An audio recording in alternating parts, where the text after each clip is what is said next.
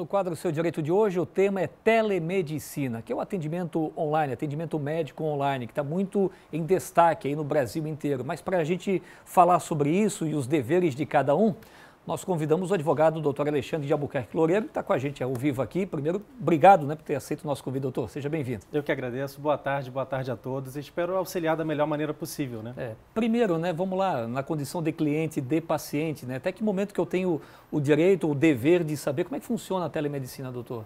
Bom, antes de responder a sua pergunta, claro, é importante ressaltar que a telemedicina, o Conselho Federal de Medicina, ele informa que desde 2002 é uma prática que já está no nosso ordenamento. Só que, por conta da pandemia e o distanciamento social, essa prática acabou sendo mais utilizada e diversas resoluções e até lei acaba ordenando sobre a telemedicina.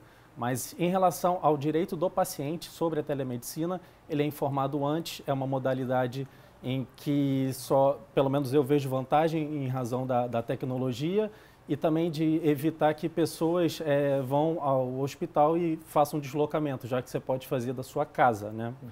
Mas o termo de consentimento, o paciente, ele acaba sabendo, ele tem essa informação e que o médico tem que repassar todas as informações de acordo com como está no Conselho Federal de Medicina. Pois é. É um negócio diferente, né? Bom, a tecnologia está aí, tem que ser usada. Você faz uma consulta sem o médico te tocar, né? Mas entra em algum momento aquela lei de proteção de dados, por exemplo, numa consulta como essa, doutor? Sim, sim. Essas consultas, geralmente, elas precisam ter as informações necessárias passadas pelo médico e a Lei Geral de Proteção de Dados também acaba tendo, através seja do termo de consentimento do paciente, seja através do software, porque essa relação entre paciente e médico possuem dados sensíveis. Os dados sensíveis precisam ser tratados de acordo com a lei.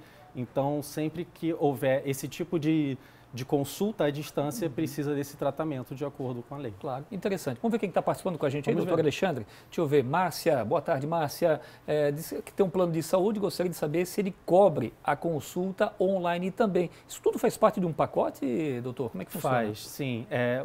Márcia, só respondendo a sua pergunta, o plano de saúde, sim, ele precisa cobrir, tem uma resolução na Agência Nacional de Saúde, que é a própria agência que regula os planos privados e que dentro do plano está esse pacote onde já está inserido esse valor da consulta. Agora, se for uma consulta com um médico, uma consulta particular, o médico pode sim cobrar se ele não aceitar o convênio do plano. Claro. Tem mais uma? Só para a gente finalizar aqui, Kleber, perguntando se pode gravar as consultas. Interessante a pergunta do Kleber.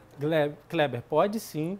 E, inclusive, quando você assina o termo de consentimento, você está permitindo que a sua imagem possa ser reproduzida, se assim o médico entender, lógico que dentro do sigilo entre médico e paciente, mas o paciente pode sim gravar a sua consulta, não há nenhum impedimento sobre isso. Muito bem, interessantíssimo tema para orientar você, doutor Alexandre de Albuquerque Loureiro, com a gente hoje aqui para esclarecer as suas dúvidas também. Doutor, obrigado, volte sempre. Eu que agradeço. Tchau, tchau.